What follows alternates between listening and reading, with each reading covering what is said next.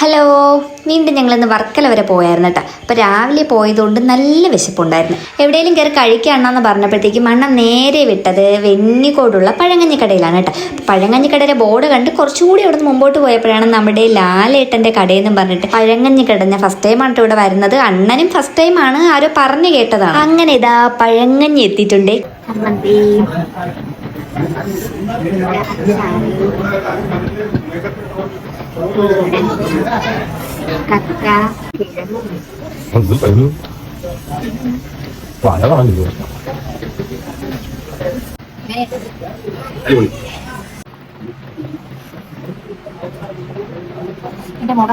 നല്ല കരിമീൻ ഫ്രൈ ഉണ്ടായിരുന്നു കേട്ടോ. നല്ല വലിപ്പം ഉണ്ടായിരുന്നു, നല്ല സൂപ്പർ ടേസ്റ്റ് ആയിരുന്നു കേട്ടോ.